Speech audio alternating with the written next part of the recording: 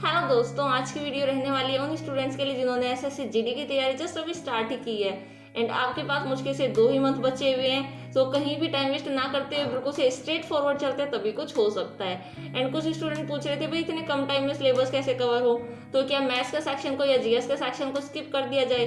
तो देखिए, आपका जो क्वेश्चन पेपर है 4 सेक्शन में डिवाइडेड रहता है, पर सेक्शन 25 नंबर का और टोटल क्वेश्चन पेपर 100 नंबर का। यदि आप किसी भी एक सेक्शन को पूरी तरह से रिमूव कर देते हैं या स्किप कर देते हैं, देन सिर्फ 75 नंबर का ही क्वेश्चन पेपर रह जाता है। मीन्स सीधा सीधा 25 नंबर का घाटा। और उसके बाद 75 आउट ऑफ 75 लाने के चांसेस भी बहुत कम रहते हैं। तो सीधी बात, किसी भी सेक्शन को पूरी तरह से स्किप करने के बाद आप श्योर सिलेक्शन से दूर हो सकते हैं, पूरे चांसेस हैं, तो ऐसा नहीं करना है।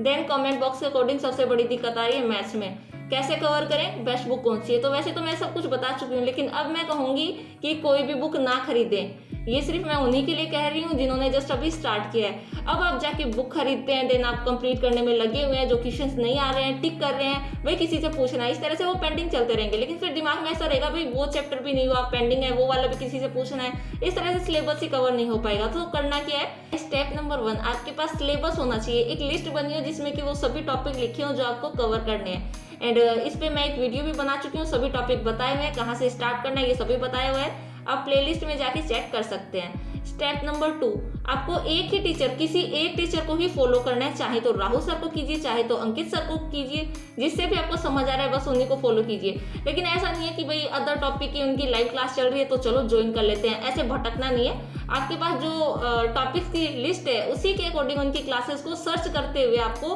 आपका सिलेबस कंप्लीट करना है, अदरवाइज आप भटकते ही रह जाएंगे। ठीक है, एक टीचर की सेम टॉपिक सेम लेवल पर काफी क्लासेस मिल जाती है, यूट्यूब का अच्छे से फायदा उठाइए। अब आप कहेंगे मैंने तो यूट्यूब को कम यूज करने के लिए कहा था। देखिए, वो मैंने उन वीडियोस के लिए कहा था जो कि SSC GD new update, new notification, good news, bad news ऐसे करके फेक वीडियोस डालते रहते हैं, उन्हें अवॉइड करने के लिए बोला था। क्योंकि ऑफिशियल साइट पर ऐसा कुछ भी नहीं होता, हमें ऑफिशियल साइट ही चेक करनी चाहिए। ठीक है, वापस टॉपिक पे आ जाते हैं। सो आपके पास जो लिस्ट है, टॉपिक वाली लिस्ट है, उसी के अकॉर्डिंग आपको इनकी क्लासेस को सर्च करते हुए अपना सिलेबस कंप्लीट करना है।